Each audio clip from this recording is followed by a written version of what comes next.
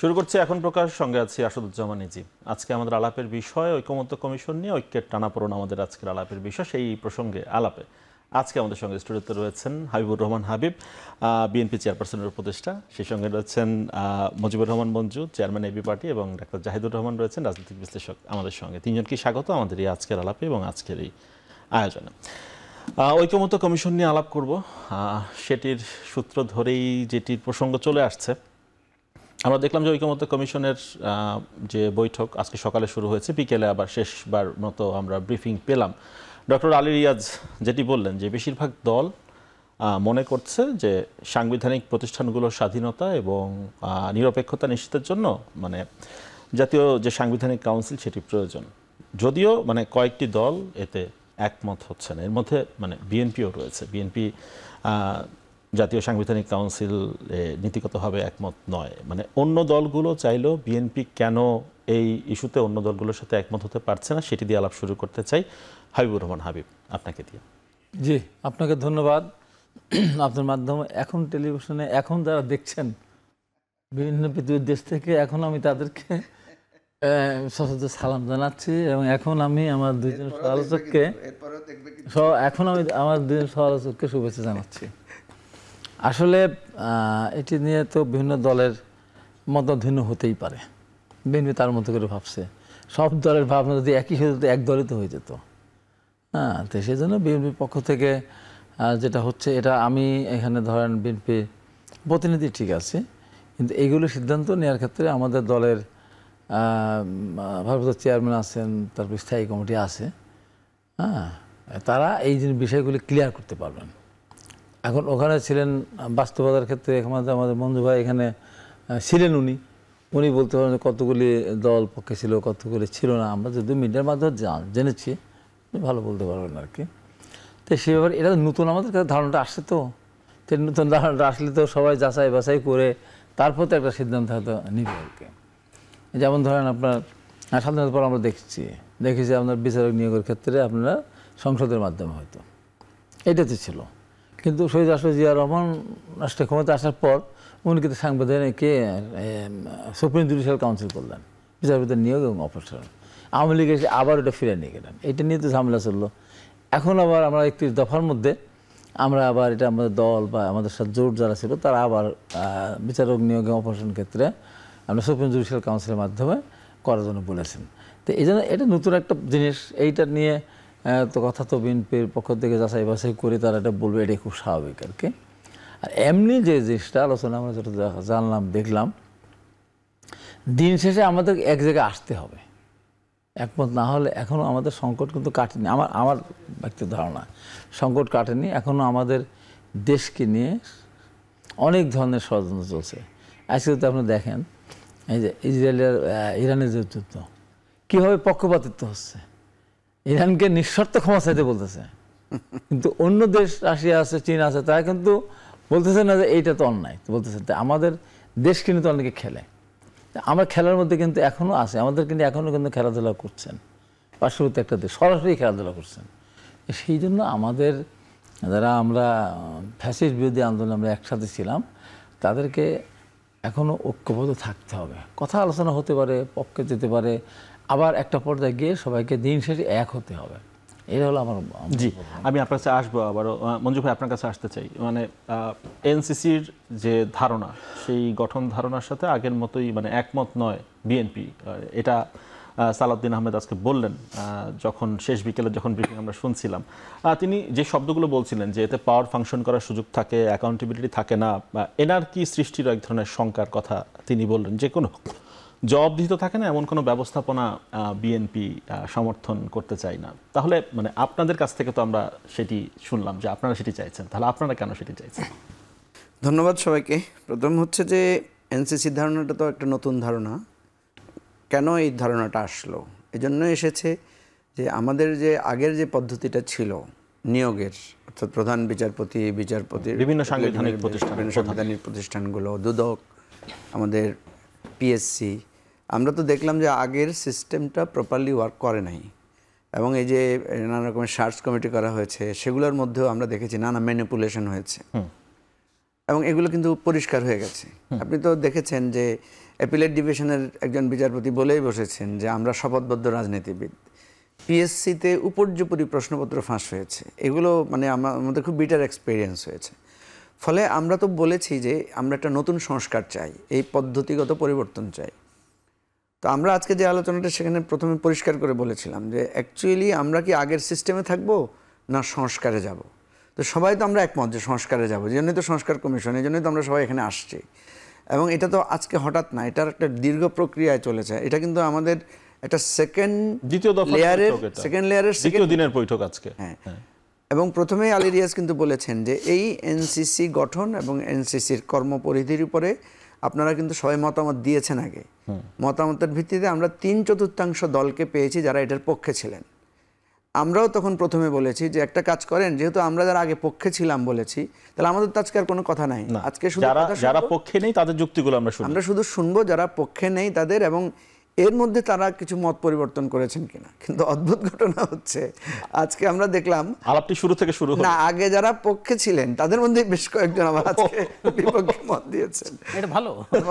এবং second thought, যখন ওনাদেরকে জিজ্ঞেস করা হয়েছে তখন ওনারা একটু বিব্রত হয়েছেন, কারণ আগে যে কি মত দিয়েছেন হয়তো কেউ বলতে পারছেন না।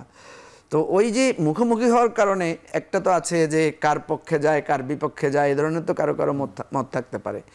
এটাও অসুবিধা নেই, আপনি আগে মত দিয়েছেন, এখন হয়তো কিন্তু আপনাকে তো বলতে হবে যে আগে কেন ভালো মনে করেছিলেন, এখন কেন ভালো মনে করছেন না। এই প্রশ্ন যখন আসছে তখন কিন্তু আর ওনারা সঠিকভাবে বলতে পারছেন না।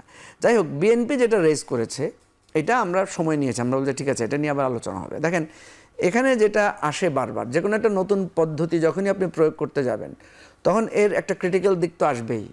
যেমন আমরা দেখতে পাচ্ছি যে আমরা যেটা মানে প্রস্তাবটা যেটা বলা হয়েছে যে এনসিসি হচ্ছে ন্যাশনাল কনস্টিটিউশন কাউন্সিল, অর্থাৎ জাতীয় সাংবিধানিক সংস্থা। এরা অল্প কয়েকটা বিষয়ে নিয়োগটা এরা চূড়ান্ত করবে এবং এদের নিজস্ব পরামর্শের ভিত্তিতে। এখানে প্রেসিডেন্টকে রাখা হয়েছে, এখানে প্রধানমন্ত্রীকে রাখা হয়েছে, এখানে দুই হাউজের 2 স্পিকার, আবার 2 হাউজের অপোজিশনের ডেপুটি স্পিকারকে রাখা হয়েছে, লিডার অফ দি অপোজিশনকে রাখা হয়েছে।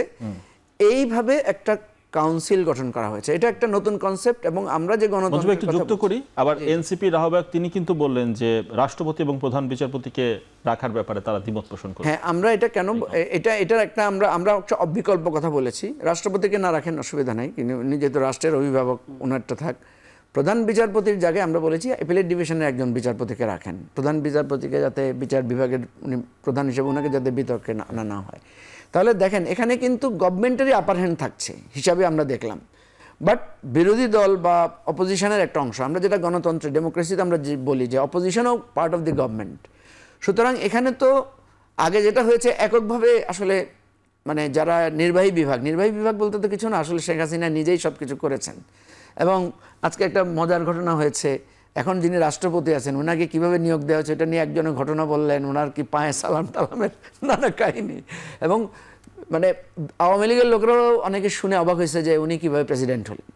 সুতরাং দেখেন প্রেসিডেন্টের প্রতি আমরা প্রেসিডেন্টের আলোচনাও ছিল আজকে একটা জায়গায়। তো এখন কথা হচ্ছে যে এই যে আপনার শপথবদ্ধ রাজনীতিবিদরা হয়েছে একজনের ইচ্ছায় নানাভাবে বিচারপতি, দুদকের চেয়ারম্যান হয়েছেন, আরও দুর্নীতিবাজ লোক।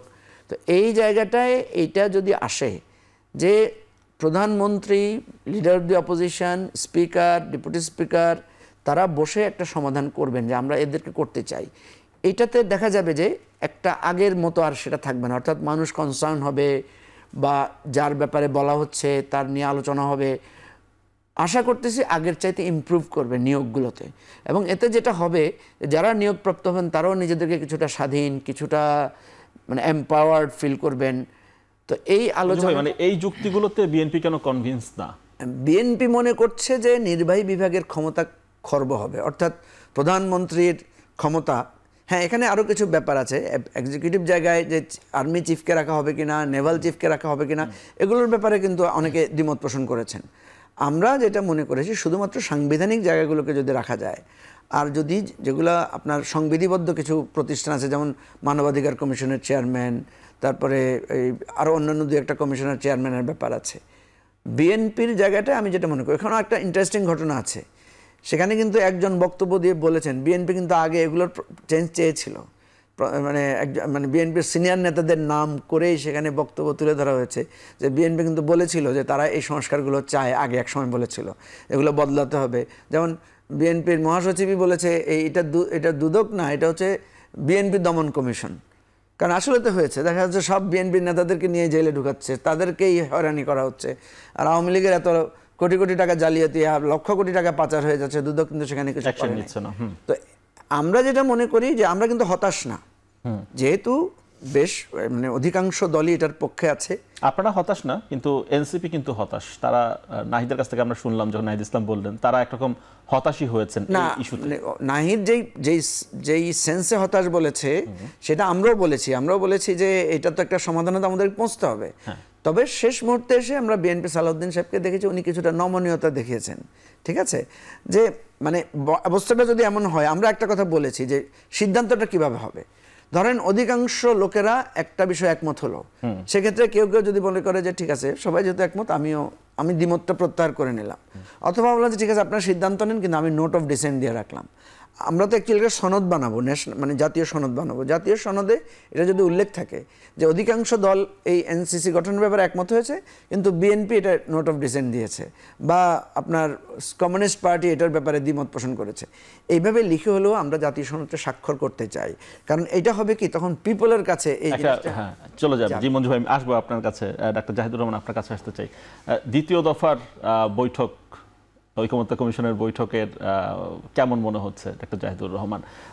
আজকে যেমন সকালবেলা যখন শুরু হচ্ছিল, তখন যেমন ডক্টর আলী রিয়াজ খুব আশাবাদী ছিলেন, তিনি খুব আশার কথা বলছিলেন যে আজকে আশা করি আমরা একটা সিদ্ধান্তে পৌঁছতে পারবো জাতীয় সাংবিধানিক কাউন্সিল শেষে, কিন্তু দিন শেষে তো পৌঁছানো গেল না। সমস্যা নেই, আমি আমার ব্যক্তিগত একটা অপিনিয়নের কথা বলি। আমি 3 বছর আগে আমি চেক করলাম, একটা কলাম লিখেছিলাম, হেডলাইন এরকম যে শ্রীলঙ্কার সংবিধান, শ্রীলঙ্কার সংকট, গিলগামেশ প্রবলেম আর পবিত্র সংবিধান, 2022 সালের জুলাই মাসে প্রথম আলোতে লেখা একটা কলাম। আমি কেন শ্রীলঙ্কাকে নিয়েছিলাম? আমাদের এই অঞ্চলেই এই যে কাউন্সিলটা আছে, আমি এটার পক্ষে 3 বছর আগে একটা কলাম লিখেছিলাম। সেটা হচ্ছে ওরা একটা কমিশন বলে, কনস্টিটিউশন কমিশন, যেমন কাউন্সিল বলছে ওরা কমিশন বলছে, যে আমরা ব্যালেন্স অফ পাওয়ারের কথা বলি। মানে একটু ছোট্ট, খুব দ্রুত একটু বলি। সেটা হচ্ছে এপিক অফ গিলগামেশ আছে, ওখানে বলা হয়েছে, ওই এপিকে বলা হয়েছে যে রাজা গিলগামেশ খুবই টর্চার করে সবাইকে। তো গড একটা ক্রিয়েচার তৈরি করেছে এনকেদু আর গিলগামেশ মারামারি করে দুজন দুর্বল হয়ে যাবে, সে আর টর্চার করতে পারবে না। তো দুজন মারামারি করার পর দুজনে প্রথম দিন খুবই আহত হয়, তারপর দুজন চিন্তা করে আচ্ছা আমরা মারামারি করে তো নিজেদেরই ক্ষতি, আমরা নিজেদের মধ্যে একটু যোগসাজশ করে ফেলি, তারপর যোগসাজশ হয়ে যায়, তাতে ইনকিদিও আসলো, গিলগামেশও আছে, প্রজাদের অত্যাচার কিন্তু চললো। তো একটা বিখ্যাত বইয়ের লেখকরা এই জিনিসটাকে এনেছেন এই কারণে, ন্যারো করিডোর নামে একটা বিখ্যাত বইয়ে এভাবে বলা আছে। আমরা চেষ্টা করেছি যে 3টা উইং কেন তৈরি করা হয়েছে, আমাদের লেজিসলেচার, আমাদের জুডিশিয়ারি এবং আমাদের অ্যাডমিনিস্ট্রেশন তৈরি করেছি, কারণ আমরা ধরে নিয়েছিলাম এরা পরস্পরের সাথে ফাইট করতে আমরা জনগণ শান্তিতে থাকবো, কারো হাতে বেশি পাওয়ার চলে গেলে সমস্যা। কিন্তু সারা পৃথিবীতে এখন দেখা যাচ্ছে এই 3জনই এখন চিন্তা করতেছে আমরা আমাদের সাথে ফাইট করি কেন, আমরা যদি নিজেদের মধ্যে একটু সদ্ভাব রাখি তাহলে আমাদের সবারই সুবিধা। এনকেদু আর গিলগামেশ যেরকম মিলে যায়। তো এই পয়েন্ট অফ ভিউতে লিখতে গিয়ে এখন সারা পৃথিবীতে এখন এটা খুঁজে বের করার চেষ্টা করা হচ্ছে কিভাবে ডেমোক্রেটিক সোসাইটিতে জনগণকে শেষ পর্যন্ত এম্পাওয়ার্ড রাখা যায়। সো এনসিসি আসলে সেরকম একটা জায়গা। আচ্ছা, আমি একটা পাল্টা যুক্তিও এবার দিই। জনাব নাহিদ ইসলাম বিরোধিতা করছেন, দ্যাটস ফাইন, কিন্তু ওনার একটা মন্তব্যকে আমি খুব স্ট্রংলি ডিনাউন্স করি যে এটা যারা চায় না তারা ফ্যাসিবাদকে আবার ফেরত আনতে চান। আমি যদি জনাব নাহিদকে প্রশ্ন করি, পৃথিবীর কয়টা দেশে এনসিসি আছে? সবগুলো দেশ ফ্যাসিস্ট হয়ে গেছে। ইউরোপে, আমেরিকাতে যেসব জায়গায় ডেমোক্রেসি ম্যাচিওর্ড সেসব জায়গায় আছে, বা আমাদের সাউথ এশিয়ায়, ভারতে আছে। ভারতের ফ্যাসিজমের উত্থান হচ্ছে, যখন এটা ছিল না তখন কি হয়েছিল? এটা দিলে এটা ঠেকিয়ে দেবো? অনেকগুলো প্রশ্ন, মজার ব্যাপার আছে। আমি আপনাকে এটা একটু যোগ করে দিই কেন শ্রীলঙ্কার কনস্টিটিউশনে লিখতে গেছি। এই কাউন্সিলটা বা কমিশনটা শ্রীলঙ্কায় কনস্টিটিউশনে ইনক্লুড করেছিলেন চন্দ্রিকা কুমারাতুঙ্গা। তারপর যখন রাজাপাকসেরা আসলো, মহেন্দ্রা যখন আসলো, উনি এটা তুলে দিয়েছেন। এরপর আবার ওনার পতনের পর মাঝখানে যে সিরিসেনা আসলো, উনি আবার এটা এনেছেন। এরপর তার ভাই আবার যখন আসলেন, মহেন্দ্রার ভাই, তিনি আবার সরিয়ে ফেলেছেন। তার মানে এটা স্বৈরাচারী লোকজন পছন্দ করে না, এটা কিন্তু এক ধরনের একটা হিসাব আছে, এটা ঠিক আছে। এবং শ্রীলঙ্কার এটার পাওয়ার আনবিলিভেবলি বেশি। ওখানে পুলিশ চিফও আপনি ওই কমিশন ছাড়া দিতে পারবেন না, মানে সরকার চাইলে পুলিশ প্রধানও দিতে পারে না। তো এখন আমার জায়গা থেকে যেটা বলা, আমি নিজে কনস্টিটিউশন কমিশন যে সিভিল সোসাইটির সাথে কথা বলেছে, I was invited over there as well, আমিও এই কমিশনের পক্ষে খুব স্ট্রংলি বলে এসেছি, so I have to support it. কিন্তু আমার কাছে একটা জিনিস মনে হয়, বিএনপির মতো একটা দল, তাদের যে কনসার্নের জায়গা আছে, কারণ মঞ্জু ভাই রাইটলি বলছেন যে আসলে দিনের শেষে সরকারই ডিসাইড করবে কী হবে যদি ভোটাভুটিতে যায়, কিন্তু বিএনপি যদি এটা অ্যাগ্রি না করে, তার মানে তারা যে একটু ডিবেট এটাও মনে হয় পছন্দ করছে না, বা একটু সময় লাগতে পারে সেটাও হয়তো পছন্দ করছে না। এটা ঠিক হবে না। বরং আমি এই সাজেস্ট করি যে আপনি এটার পাওয়ার কতটুকু রাখবেন সেটা রেদার আপনি রেস্ট্রিক্ট করার চেষ্টা করেন, যে আমি এটাকে কতটুকু রাখবো। ওই যে বললাম শ্রীলঙ্কায় পুলিশের প্রধানও ওই কমিশনের মাধ্যমে হয়, তো ঠিক আছে ওটা না, আমি এইটুকু রাখবো, অল্প দিয়ে শুরু করি, এরকম হলেই হয়। কতটুকু ইন প্রিন্সিপাল আমরা হাতে আসলে রয়েছে, সেটাকে আমাদের modify জন্য করার জায়গা রয়েছে। না, রয়েছে। তবে আমি আবার একই সাথে আরেকটা কথা যোগ করতে চাই, আবারও বলছি, আমাদের কনসেনসাস ছাড়া যেন না করি। এবং আমি এই প্রসঙ্গে বিএনপিকে একটা প্রশংসা করতে চাই। প্রশংসাটা কি, আমাদের আগে প্রবণতা ছিল, আচ্ছা ঠিক আছে আমরা সব মেনে নিয়েছি, ঝামেলা শেষ করি, ক্ষমতায় যাওয়ার পর আল ফরগেট এভরিথিং। খেয়াল করেন বিএনপি বদনামের ঝুঁকি নিয়ে, আমরা এই যে সমালোচনা করছি, অনেকেই করছে, ও ঝুঁকি নিয়ে কিন্তু তার মাটিকে আমরা ফাইট করছে না, আমি এটা মানি না তো মানি না। তার মানে এবারকার আলোচনাটা জেনুইন হচ্ছে, এবং যতটুকুতে আমরা একমত হব আমি বিশ্বাস করি অতটুকু কিন্তু ইমপ্লিমেন্টেড হচ্ছে। আজকে তো আমাদের আলোচনা পার্লামেন্টের ফ্লেভার ছিল, ওয়াকআউট ওই প্রসঙ্গ শুনবো মঞ্জু এবং ভাই। রিয়েলি মনে হয়েছে যে খুব ভালো ডিবেট খেয়াল করুন, তারা কিন্তু ফাইট করছে। হতে পারতো না, আমাদের তো 3 জোটের রূপরেখা হয়েছে, ক্ষমতায় আসার পর আমি কিছু মনে দেখবো কি হয় না। ঠিক একইভাবে সব সাইন করে দিলাম, আমি এটা মানি এটা মানি এটা মানি, বিএনপি করতে পারতো, ক্ষমতায় আসি তারপর আল ফরগেট এভরিথিং। খেয়াল করেন তারা কিন্তু এটা করছে না। আর্টিকেল 70 নিয়েও দীর্ঘদিন ডিবেট করে গেছে, এমনকি এখনো আপার হাউসে ভোটের প্রপোর্শনাল রিপ্রেজেন্টেশন হবে কিনা তারা এগ্রি করে না, সেটা নিয়ে আলাপ করবো। এবং আমরা প্রচুর সমালোচনা করছি, উনি কিন্তু সমালোচনা গায়ে নিচ্ছে, নিয়েও কিন্তু ও স্টিক করছে। That's a positive sign I think. একটা বিরতির সময় আছে, একটু বিরতি নিয়ে ফিরে আসি দর্শক। বিরতির পর আবার ফিরে আসছি এখন প্রকাশে।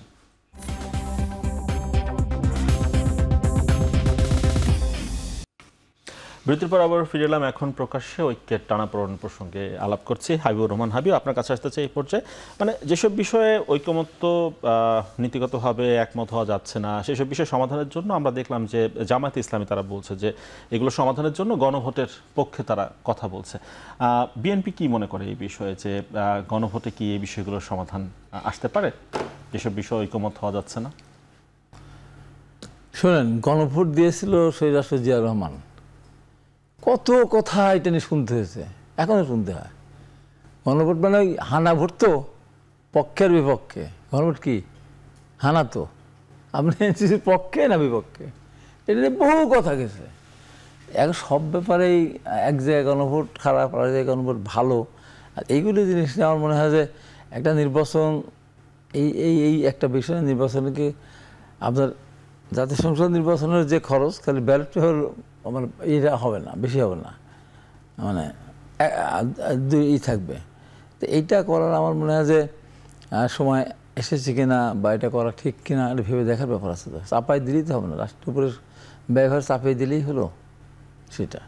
আর আমি এখানে আমার এর সাথে আমি একমত প্রশ্ন করে বলতে চাই, আমারও কাছে খুব খারাপ লেগেছে যে লন্ডন বৈঠক নিয়ে জামাত যে রিয়াক্ট করলো, এনসিপি এ করবার আমার কোনো আপত্তি থাকতো না, মানে নতুন দল তারা বলতেই পারে। জামাত এইভাবে কথা বলতে পারে? জামাত দীর্ঘদিনই বিএনপির সাথে ছিল, সরকারের ছিল, আন্দোলনের ছিল, তো এইভাবে রিয়াক্ট করাটা আসলে তারা কি ভাবতেছে আমি জানি না। দুটো বিষয় নিয়ে তারা মানে যে কথাগুলো বলেছে, একটা হচ্ছে যৌথ ব্রিফিং, আরেকটি হচ্ছে হাবিব ভাই একটা ভুল কাজ করেছে। সেটা হচ্ছে জামাতার আমির যখন তারেক রহমান এবং খালেদা জিয়ার সাথে দেখা করতে গিয়েছিল, তখন একটা যৌথ ঘোষণা দিয়ে দিলেই তো হতো।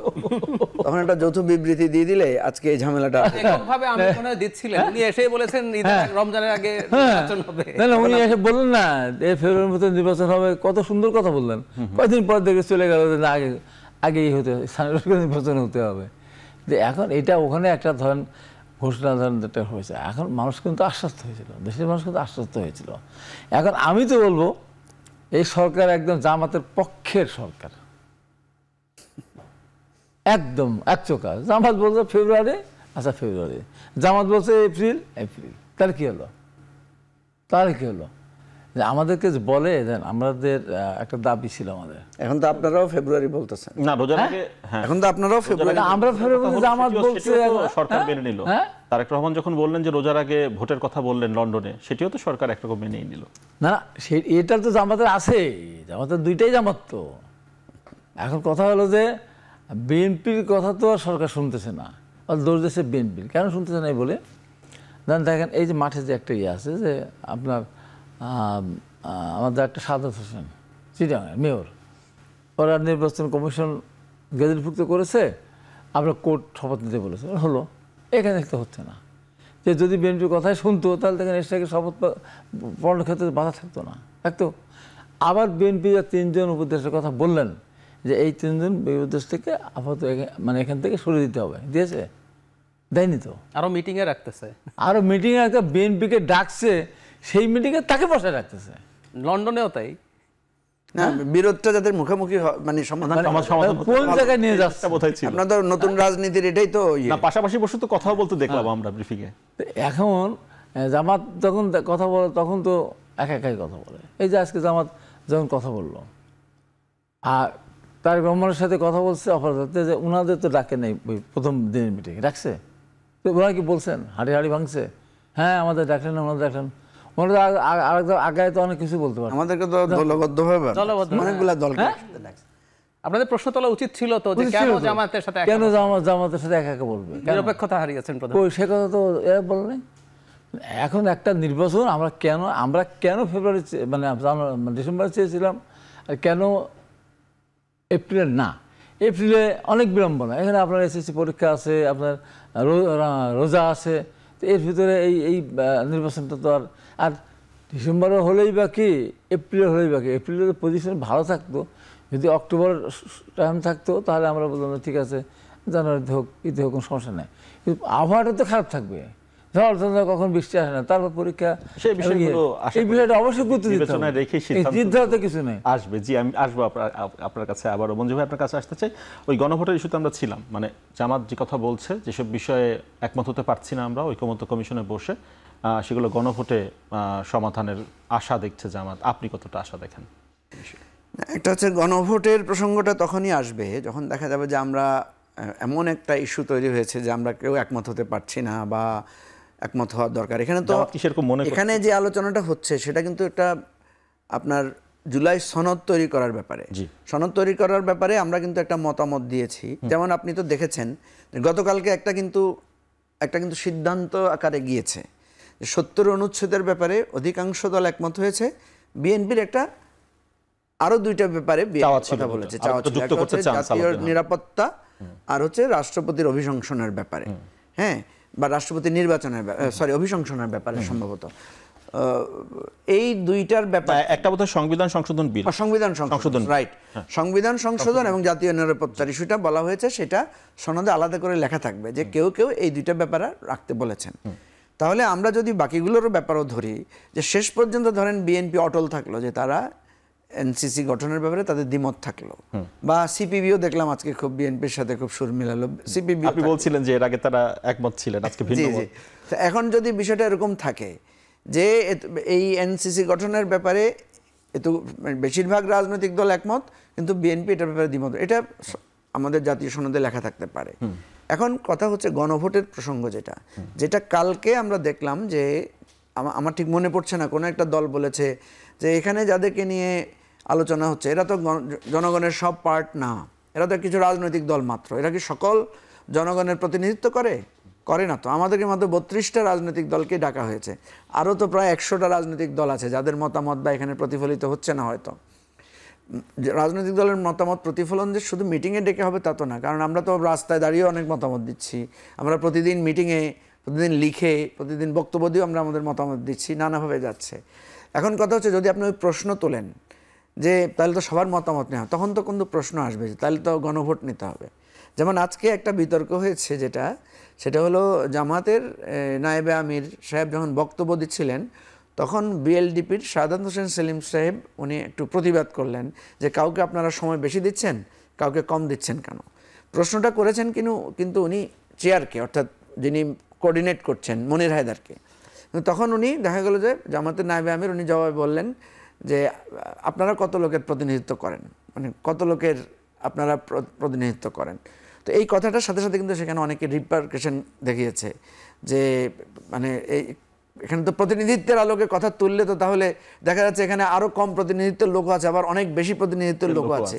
আর এটা তো একটা আপেক্ষিক ব্যাপার, কারণ দীর্ঘদিন তো আমরা যারা এখানে প্রতিনিধিত্ব করছি সংখ্যানুপাতিক হিসাবের মধ্যে ফেলে দেওয়া হবে। আমরা তো এখানে ভোট তো হয় নাই 16 বছরে। তো এখন যখনই ওই ধরনের বিতর্কগুলো আসবে তখন কিন্তু এই গণভোটের প্রসঙ্গটা একটা পর্যায়ে চলেও আসতে পারে যে ঠিক আছে, যে আমরা যেহেতু সিদ্ধান্ত নিতে পারছি না, যান জনগণের কাছে ছেড়ে দেন, জনগণ কি করে দেখি আমরা। প্রসঙ্গ হচ্ছে আমরা তো একটা ঐকমত্যের জায়গায় এসেছি। কই আমরা তো জুলাই অভ্যুত্থানের জন্য যখন বলা হয়েছে শেখ হাসিনার পতন চাই, তখন তো আমরা এত দাড়ি কমা এত যুক্তি করি নাই, সবাই তো একসাথে হয়ে গেছি। আমি সবসময় বলি ঢাকা বিশ্ববিদ্যালয় থেকে রাতে 3টা বাজে মেয়েরা হলের তালা ভেঙে বেরিয়ে এসেছে, আর আলিয়া মাদ্রাসা বা ওই কওমি মাদ্রাসা থেকে ছাত্ররা বেরিয়ে এসেছে। কেউ কাউকে প্রশ্ন তোলে নাই যে আপনি শরিয়া লঙ্ঘন করতেছেন না আপনি মৌলবাদী, সবাই এক দাবিতে একাকার হয়েছে। এখন এই রাষ্ট্রটাকে সংস্কার করে একটা গুড গভর্নেন্সের দিকে, একটা গুড ডেমোক্রেসির দিকে আমরা যেতে চাই, এটার জন্য এত তর্ক বিতর্ক। এখন এই যে জুলাই সনদের কথা যে বলছিলেন মঞ্জু ভাই, ওই প্রসঙ্গটি একটু আনতে চাই। নাহিদ ইসলামের বক্তব্যে শুনলাম যে মৌলিক সংস্কারে যদি ঐক্যমত্য না হওয়া যায় জুলাই সনদে যাবে না এনসিপি। হ্যাঁ, এটা ব্যক্তিগতভাবে নাহিদ ইসলাম আমাকেও বলেছেন যে আমরা এটা স্বাক্ষর করব না। এখন কথা হচ্ছে যদি জুলাই সনদ বলে সেটা যদি সত্যিকার অর্থে মানে কার্যকর কিছু না হয়, তাহলে আমি কেন মানে এটা তো একটা অযথা দলিল হবে, এটা তো একটা লোক দেখানো কিছু হবে। আমি জাহেদ ভাইয়ের কথার সাথে একটু যোগ করছি, সেটা হচ্ছে মানে জাহেদ ভাই যদিও বলেছেন বিএনপি অনেক উদারতার পরিচয় দিচ্ছে, সততার পরিচয় দিচ্ছে, কিন্তু এটাকে এইভাবেও ক্রিটিক করা যায় যে বিএনপি এখনো ক্ষমতায় না যেতেই সে এখনই সংস্কারের বিপক্ষে। তাহলে সে যে বলছে অনেক কিছু করবে, কারণ বিএনপি তো বলেছিল, যেমন আপনি ওই একটা কথা আছে না যে বেগম খালেদা জিয়া বলেছিলেন এই সংবিধান আমরা ছুঁড়ে ফেলবো। বিএনপি বলেছিল এই মানে মেসিভ সংস্কার, বিএনপি নিজেই তো 31 দফা সংস্কারের কথা বলেছে, এবং সেই সংস্কারে কিন্তু এগুলো বলাও আছে, প্রেসিডেন্ট এবং প্রধানমন্ত্রীর ক্ষমতার ভারসাম্য থাকতে হবে, ক্ষমতার বিকেন্দ্রীকরণ করা হবে। তো এনসিসি তো এটাই তো কথা বলছে যে ক্ষমতার বিকেন্দ্রীকরণের কথাই বলছে। তখন কিন্তু এই সমালোচনাটা আসবে যে আপনি তো এখনো ক্ষমতায় যান নাই, বা আপনি যে ক্ষমতায় যাবেন এটা তো নিশ্চিত না। জাহেদ ভাইয়ের কথা কিন্তু একটু আশা বোঝা যাচ্ছে যে বিএনপি নিশ্চিত যে ক্ষমতায় যাবে, কিছুটা বুঝতে পারছেন হয়তো। যাই হোক, তো এখন কথা হচ্ছে যে এখনই যদি আপনি এরকম করেন, এখনই যদি আপনার ভয়েস চেঞ্জ হয়ে যায়, তাহলে ক্ষমতায় গেলে তো আমরা যে ভয় পাই ক্ষমতায় গেলে সবাই ভুলে যাবে, সেটা তো হবে না। আমরা যেটা বলছি কি, দেখেন ক্ষমতায় কেউ না কেউ তো যাবে, কিন্তু এই সংস্কারটা যারা ক্ষমতায় যাবে তাদের জন্য ভালো। আমরা বলি না যে ভাই আপনি আমার বিরোধিতা করেন, আমার জন্য এটা ভালো, আমাকে পথ দেখাবে।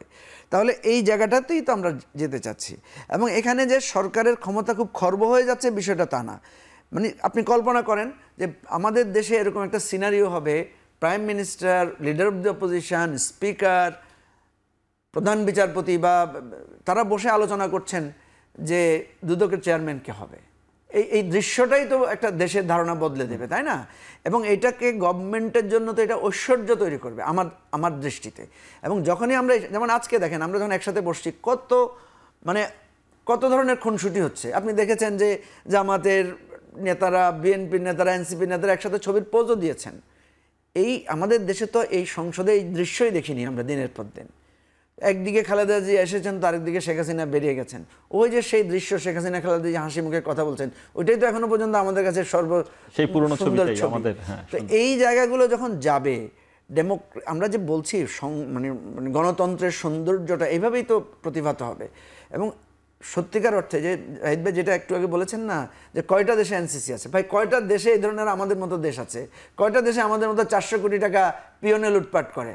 কয়টা দেশের আপনি বলেন বাজেটের মানে 1/7 অংশই পাচার হয়ে যায়? কয়টা দেশ আছে? নাই তো। আমাদের দেশে তো আমাদের দেশটা পৃথিবীতে তো একটা ব্যতিক্রমী দেশ। একটু যাই জাহিদের কাছে, একটু অনেক ইস্যু চলে আসছে, আপনার কোনো প্রশ্ন করতে হবে না। করবো না জাহিদ ভাই, গণভোট আর গণপরিষদের ইস্যুটা তুলতেই চাই জাহিদ ভাই, এটা নিয়ে আলাপ করতেই চাই আর কি। যে নাহিদা বারবার বলছে ইস্যুটা সমাধান না হলে গণপরিষদ গণভোটের কথা বলছে। গণভোট দিয়ে কি লাভ হবে? মানে আমাদের প্রধান উপদেষ্টা বলছেন আমাদের মানুষ টাকা খেয়ে ভোট দেয়, ধরে নিলাম বিএনপি প্রচুর টাকা খাওয়া দিল এবং ভোট দিয়ে দিল। জোকস অ্যাপার্ট, আচ্ছা গণভোট মানে হচ্ছে তারা মনে করছেন মানুষ এটা চায়। আমি যদি এভাবে প্রশ্ন করি তাহলে এই সনদ টনদের দরকার নাই, প্রত্যেকে তার তার সংস্কারের এজেন্ডা নির্বাচনী ম্যানিফেস্টো করেন, করে মানুষের কাছে ভোট চান এবং বলেন বিএনপি এটা চায় না বলে দেশের কল্যাণ হচ্ছে না, বিএনপি আবার আওয়ামী লীগ হবে, শেখ হাসিনা হবে, আমি এনসিসি করছি, এনসিসি করে দেশটাকে এটা করব, আমাকে ভোট দেন। তাহলে সেভাবে এনসিপি, আমরা আশা করি এবি পার্টি সহ জোট যদি করে, তারা যারা আছেন তারা মিলে জিতে গেলেন, জিতে গিয়ে তারা সরকার গঠন করে সব সংস্কার করলেন। এই ফর্মুলাটা কেন না? মজার ব্যাপার, টাকা খেয়ে ভোট দেয়। জাহিদ ভাইয়ের এই ফর্মুলার সাথে কিন্তু আমার একটা যোগ আছে, আমি বলবো, আমাকে একটু সুযোগ দিন। নিশ্চয়ই দেবে। শুনবো। এই টাকা খাওয়ার আলাপটা কেন এসছে জানেন? চ্যাথাম হাউসে যিনি সঞ্চালক ছিলেন তিনি ডক্টর ইউনূসকে ঠিক এই প্রশ্নটাই করেছিলেন। উনি বলেছেন, আপনি দলগুলোর সাথে বসে বসে এসব কেন ঠিক করছেন? এখানে তো জনগণেরও এজেন্সি আছে, কেন এগুলো নির্বাচনের মাধ্যমে ফিক্স হচ্ছে না? তখনই ডক্টর ইউনূস ঠিক ওই কথাটা বলেন যে জটিল ব্যাপার বলতে বলতে বলেই ফেলেন যে মানুষ টাকা খেয়ে ভোট দেয়, তুমি আমাকে কত টাকা দিবা সেটার উপরে ভোট ডিপেন্ড করে। খেয়াল করেন তাহলে, তার মানে এই আলাপ তো হতে পারে। আমরা বারবার বলছি, প্রত্যেকে কিন্তু জনগণ, এই যে রাজনীতিবিদ আছেন দুজন, প্রত্যেকে জনগণের নাম নিয়েই কথা বলেন। জনগণ এটা চায়, জনগণ ওটা চায়, জনগণের চাওয়া। এখন জনগণ যদি চায়, if you are that sure about that, ওই যে আপনি ম্যানিফেস্টো করেন এবং এটাই বেস্ট অপশন। শেষ পর্যন্ত যদি না হয়, নাও হতে পারে, না হলে সেটা করেন।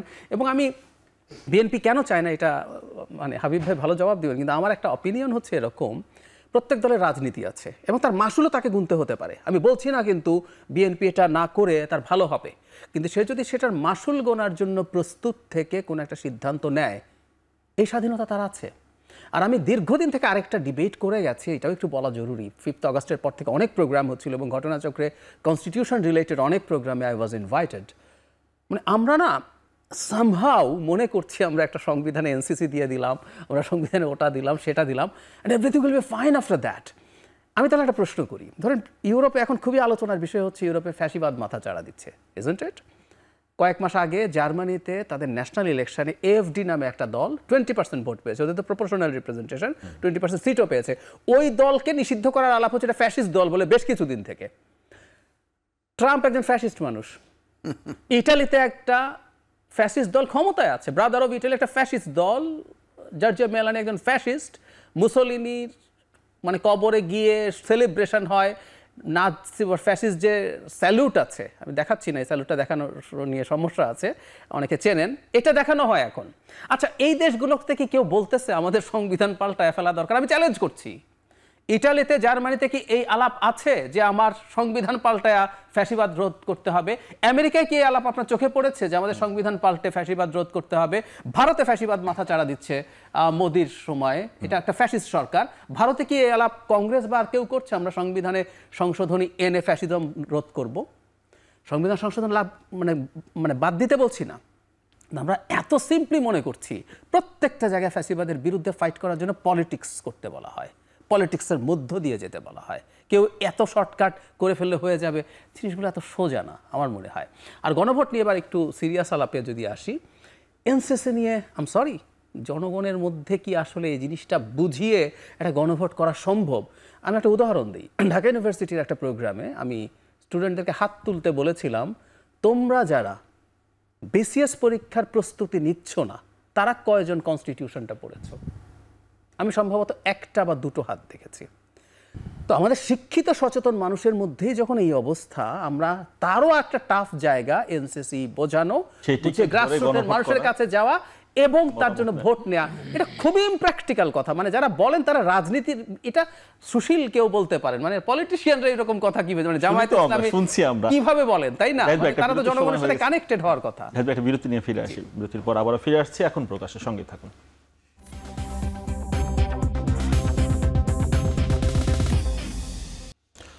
বিরতির পর আবারও ফিরে এলাম, এখন প্রকাশ্যে আমরা আলাপ করছিলাম ঐক্যের টানাপোড়েন প্রসঙ্গে। দ্বিকক্ষ বিশিষ্ট সংসদ গঠন নিয়ে মত দ্বিমতের কথা আমরা শুনলাম। উচ্চকক্ষের নির্বাচন প্রক্রিয়া কেমন হবে, সেটার ক্ষমতা কেমন হবে, সেটি নিয়ে এখনো ঠিক ঐক্যমত্যে পৌঁছানো যায়নি। মানে কি হওয়া উচিত? মঞ্জু ভাই, আপনাকে দিয়ে আলাপটা শুরু করতে চাই। দেখেন, দ্বিকক্ষ বিশিষ্ট সংসদের ব্যাপারে কিন্তু আমরা প্রথম অবস্থায় আপত্তি করেছিলাম, এখনো আমাদের সেই আপত্তিটা আমরা বলি, কিন্তু আমরা বলেছি যে কনসেনসাসের স্বার্থে আমরা কিন্তু মানে লিবারেল বা আমরা যেটা নমনীয়, যে কেউ কারণ দ্বিকক্ষ বিশিষ্ট সংসদের জন্য আমরা মনে করছি আমাদের সোসাইটি এখনো রেডি না। এবং আরও আমি অফ দি টপিক অনেক আলোচনাগুলো শুনলে আপনি ইয়ে করবেন, কারণ আমরা বিভিন্ন জায়গা থেকে শুনেছি বলছে আচ্ছা অমুককে ঠিক আছে উনি তো ভোট পাবে না, ওনাকে দ্বিকক্ষে দিয়ে দিব, ওনাকেও আপার চেম্বারে দিয়ে দিব। মানে আমাদের দেশে তো কিছু রাজনীতিবিদ আছে যাদের সম্পর্কে বলা হয় ভাই আপনাদের তো ভোট নাই কিন্তু আপনাদের তো ফিগার ভালো আছে, সুতরাং আপনাদেরকে দ্বিকক্ষে দিয়ে দিব। তাহলে তো দ্বিকক্ষটা হয়ে যাবে একটা পুনর্বাসন কেন্দ্র, যেটা আমাদের মহিলা সংরক্ষিত আসনটাকেও পুনর্বাসন কেন্দ্র করা হয়েছে। কাউকে নমিনেশন দিতে পারে নাই, তার ওয়াইফকে নিয়ে নমিনেশন দেওয়া হয়েছে। আরও কিছু বিষয় আছে যেটা হচ্ছে যে মানে পাশ্চাত্যে বা উন্নত রাষ্ট্রগুলোতে আমরা দেখেছি দুই কক্ষের মধ্যে অনেক সময় অসামঞ্জস্যতা, অনেক সময় নানা ধরনের বিতর্ক হচ্ছে। এবং দেখেন আপার চেম্বারে ইলেকশনটা কিসের ভিত্তিতে হবে, মানে সেই পিয়ারের ব্যাপারটা নিয়েও কিন্তু আমরা দেখেছি যে এখানেও আমরা একমত হতে পারছি না। তো নানা কারণে আমরা মানে দ্বিকক্ষ বিশিষ্ট সংসদের ব্যাপারে আমরা দ্বিমত পোষণ করেছি। কিন্তু যেহেতু এটা বিএনপিরই একটা প্রপোজাল এবং অধিকাংশ রাজনৈতিক দল এটার সাথে একমত হয়েছেন, সুতরাং এখানে আমরা বলেছি যে আমরা প্রয়োজনে আমরা ফ্লেক্সিবল থাকব। আচ্ছা, এখন আসেন আমি ডাক্তার জাহেদের একটা কথা যেটা বলছি যে আমি একটু বলবো, সেটা হচ্ছে উনি কিন্তু একটা কঠিন কথা বলেছেন যে এত মানে ইয়ার দরকার নাই, এত মানে সংস্কার দরকার নাই, তাহলে আপনারা ভোটের ইয়াতে চলে যান। হ্যাঁ, এটা একটা ভালো ফর্মুলা হতে পারে যে ডক্টর ইউনূস বললেন যেহেতু আমি সংস্কারের একটা চিন্তা করেছিলাম, ওনার একটা লম্বা পরিকল্পনা ছিল, উনি কিন্তু সেদিন একটু কারেক্ট করেন মধ্যে একটু আমি মিসআন্ডারস্টুড হতে পারি, যতদূর লিস্ট যতটুকু হবে ওইটুকু সংস্কার করে ফেলবো, বাকিটা প্রত্যেকে তার পলিটিক্যাল ম্যানিফেস্টোতে নিয়ে আচ্ছা এখন একটু কারেকশন করেছে, আমি ধরে নিলাম যে ডক্টর ইউনূস তার প্রধান উপদেষ্টার পদ থেকে বেরিয়ে আসলেন, তিনি একটা মানে আরেকটা টেম্পোরারি গভর্নমেন্ট বা আরেকটা ইন্টারিম গভর্নমেন্ট হলো। ডক্টর ইউনূস বেরিয়ে এসে বললেন যে যেহেতু আমার একটা সংস্কারের ইচ্ছে ছিল, সংস্কারটা আমরা করতে পারছি না, তাহলে সবাই মিলে আসেন আমরা একটা অ্যালায়েন্স করি ইলেকশনে, এবং আমাদের এই আমাদের ম্যানিফেস্টো, আমরা এই সংস্কারগুলো করব, এনসিসি করব, দ্বিকক্ষ বিশিষ্ট পার্লামেন্ট করব, এইভাবে আমরা করব, বন্দরের ব্যাপারে এটা করব, আমরা রোহিঙ্গাদের ব্যাপারে এটা করব, সব একটা ম্যানিফেস্টো দিয়ে ডক্টর ইউনূস যদি একটা কম্বাইন্ড অ্যালায়েন্সের ডাক দেন যে ঠিক আছে BNP alliance versus doctor Yunus alliance, তাহলে তো ভালো, খারাপ হয় না। তাহলে কিন্তু ইলেকশনটা এবং দেন এটা যায়, যেহেতু ডাক্তার জাহেদ বলেছেন, আমি এই অপরচুনিটিতে বলছি। মানে এরকম কোনো আভাস কি আছে নাকি?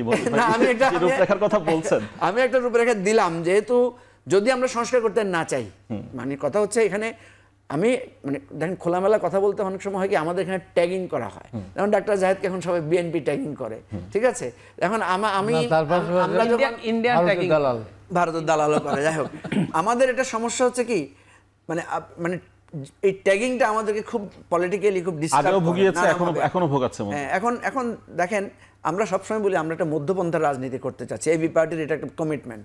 এখন আমার কথা হচ্ছে যে দেখেন এই যে এখন কিন্তু ডাক্তার জাহেদ সঠিক কথাটা বলেছেন যে যতটুকু সংস্কার সম্ভব ততটুকুতে আমরা ঐকমত্য হতে অসুবিধাটা কোথায়, আর যেটাতে আমি হব না সেটা পাবলিকলি, যেটা ডক্টর ইউনূস বলেছিলেন যে যারা হতে চান না ওটা ওয়েবসাইটে আমরা লিখে দিব এবং উনি বলবেন কারা চেয়েছেন কারা চান না, কারা হয় নাই, সেটা আমরা বলবো। অর্থাৎ আমাদেরকে জটিলতায় না গিয়ে একটা জায়গায় আসতে হবে। আর যদি জায়গায় যায় আমি ডক্টর ইউনূসকে অনুরোধ করব যে আসেন, বেরিয়ে এসে আসেন আমরা সবাই মিলে যে রূপরেখা দিয়েছেন সেটা অনুসরণ। আপনার মতামত নিতে চাই দ্বিকক্ষ বিশিষ্ট সংসদ নিয়ে যেটা বলছে, অনেক ক্ষেত্রে আমরা শুনতে পাই যদি মানে নিম্নকক্ষে যারা থাকবেন তাদের ভোটেই বা সেই সংখ্যানুপাতি যে ভোট পাবেন সেই ভোটের আলোকে যদি দ্বিতীয় না, মানে ওনারা দুটো অপশন, মানে বিএনপি বলছে লোয়ার হাউসের সিটের প্রপোর্শনাল, আমরা বলছিলাম সেটা হচ্ছে যে সেটা হলো তো মানে রিপিটেশনই হয়ে যায়, তাহলে দ্বিকক্ষ থাকার তো কোনো আসলে মানে হয় না। তাহলে না, আমাদের তো 31 দফার মধ্যে আছে তো দ্বিকক্ষ বিশিষ্ট পার্লামেন্টের কথা আমাদের বলা আছে, কিন্তু পদ্ধতিটা কি? পদ্ধতিটা আমাদের এই অনুসারে যদি হয়, ধর একটা নির্বাচন হলো, সেই নির্বাচনে একটা জোট বা একটা দল, এখন জোটগতভাবে নির্বাচন হবে, দলীয়ভাবে নির্বাচন হওয়ার সম্ভাবনা খুব কম আমার মনে হচ্ছে, যেটা কেউ না কেউ কারো জোট বাঁধবে, তাহলে পরে ওই যারা বেশি সংখ্যাগরিষ্ঠতা অর্জন করবে তাদের পক্ষে বেশি হয়ে গেল, তো একই জিনিস হয়ে গেল। আর আমাদের দলীয় সিদ্ধান্ত যেহেতু এখন 100 মহিলার ব্যাপারে আমাদের 100 জনের ব্যাপার ছিল না আগে, এখন নতুন করে আসছে 100 মহিলা, তো এখন বাংলাদেশে এইটুকুর মধ্যে এখন 500 জন সংসদ সদস্য, মাথাভারি এই তো হয়ে যাবে, এটা দেশের থেকে ব্যাপার আছে, একজন সংসদের পিছনে অনেক খরচও কিন্তু আছে। এখন এইটা সংখ্যার ক্ষেত্রে এখন সবার মিলে আমার মনে হয় যে আলোচনা করে ঠিক করা সুযোগ থাকতে পারে। আর কারো কারোর মধ্যে যে পার্লামেন্টে যারা যতগুলি সদস্য পাবে সেই অনুসারে তারা, যেমন এখন যেটা আছে মহিলা সংসদ সদস্যের ক্ষেত্রে প্রপোর্শন অনুসারে হচ্ছে, ওইটা দেওয়ার কারো কারোর মধ্যে যে ভোট, যেটা এই ভোট আর কি সরাসরি ভোট যেগুলো হবে। এখন ধরেন একটা দল বা একটা জোর ভোট পেল ধরেন আপনার 20 লাখ কথা দ্বারা, 300 আসনে যখন নির্বাচন হবে তখন একটাও পেল না, আছে না, একটা ভোট পর্যন্ত একটা পর্যন্ত ভোট থাকতে হবে। তখন এই 20 লাখের কারণে তারা হয়তো 2টা উচ্চ কক্ষে 2টা আসন তারা পেতে পারে। এটা একটা ফর্মুলা, মানে সবার কথাই ভেবেছে আর কি, সবার কথাই বিবেচনা করে, হ্যাঁ, যে আছে না কিছু আছে না, একেবারেই কাউকে বঞ্চিত, একেবারেই এটার কিন্তু চেকস এন্ড ব্যালেন্সে গুরুত্বপূর্ণ প্রভাব আছে, আমি বলবো ভাই। হ্যাঁ, তো এইটা একটা করতে পারে, এরকম একটা আলোচনার বিষয় আর কি। আমার কথা হলো যে আমরা একবারে আমরা সব এই ঝাঁকে বানিয়ে বিছায় নিচ্ছি, সাপের সব ঝাঁকে যদি খুলে দেওয়া যায় পরে সবগুলিকে আবার এক জায়গায় নিয়ে আসা তো মুশকিল। একসাথে আমরা কতগুলি জিনিস আলোচনা করতেছি না।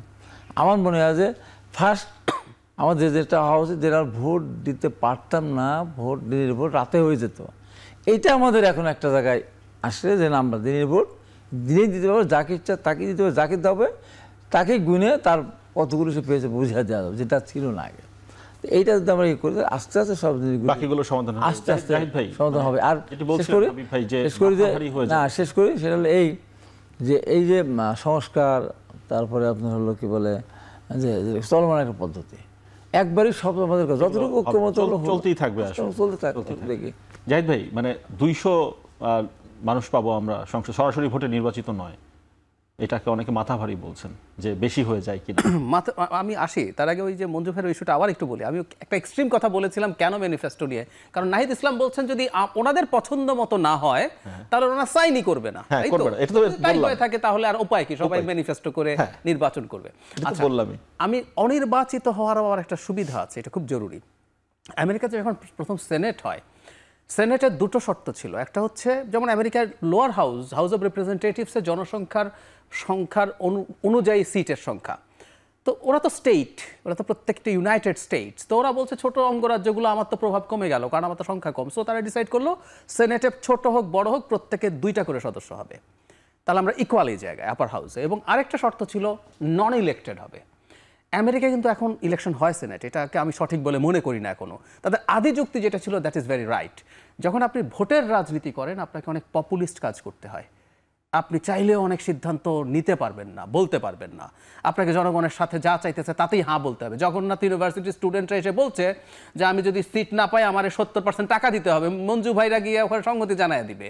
এটা তো অত্যন্ত অদ্ভুত একটা দাবি, তাই এটা যদি আমি মাইনে নেই দেখা যাবে আরো এরকম প্রচুর ইউনিভার্সিটি কলেজ আছে, ওরাও সবই স্টেটের, এরকম বাবল তৈরি হতে থাকে। সো অনির্বাচিত যদি হয়, সিলেক্টেড যদি হয়, তারা টাফ সিদ্ধান্ত নিতে পারেন। সো আপার হাউসে সিলেক্টেড হওয়াই উচিত এবং এটাকে আমি ওভাবে দেখতে চাইও না। আর না, মঞ্জু ভাই তো বলছিলেন আসলে আমরা কি রেডি, আসলে এরকম আমরা রেডি, কিন্তু ওই যে যদি আমরা আসলে প্রপোর্শনাল রিপ্রেজেন্টেশন করি, আমি আবারও বলছি জায়েদ ভাই তো রেডি আবার চেম্বারে যাওয়ার জন্য। শেষ করি, আমি খুব দ্রুত যে কথাটা বলছি শেষ করি। মানে একই কথা, আবার আপনি এনসিসি কে কতটুকু পাওয়ার দিবেন ডিসাইড করেন। আমি আপার হাউস কোনো একদিন বাংলাদেশ, আমি স্বপ্ন দেখে আমেরিকা সেনেটের মতো হবে, আমেরিকা সেনেটের পাওয়ার, নামের ব্যাপারেও প্রস্তাবনটা এসেছে ওটাকে সিনেট বলার জন্য। আপার হাউসের ক্ষেত্রে সারা পৃথিবীতে আমার সবচেয়ে, আমি এটা মানে সিরিয়াসলি স্টাডি করার চেষ্টা করেছি, সেনেট আমার খুব পছন্দ, কিন্তু আমরা এখনই বাংলাদেশ সেনেটের জন্য প্রস্তুত না। কিন্তু আমরা অল্প কিছু জিনিসও যদি দেই, কিন্তু ভোটের প্রপোর্শনাল রিপ্রেজেন্টেশন হতে হবে, আদারওয়াইজ ওই যে সিটের যদি করি এটা জাস্ট ইটস অ্যান এক্সটেনশন আর কিছু না। এটার ব্যাপারে সবাই একমত যে ভোটের রিপ্রেজেন্টেশন মানে প্রপোর্শনাল রিপ্রেজেন্টেশনটা রাখতে হবে, বাট বিএনপি শুধু এটার ব্যাপারে দ্বিমত করছে যে সিটের ভিত্তিতে করতে হবে। তাহলে তো আর আপার হাউস আর লোয়ার হাউসের মধ্যে কোনো তফাৎ থাকলো না, দিন শেষ করতে হচ্ছে। তিনজনকে ধন্যবাদ, সময় দেওয়ার জন্য। যেটা আগে আছে এখন প্রকাশ সঙ্গে ধন্যবাদ সবাইকে।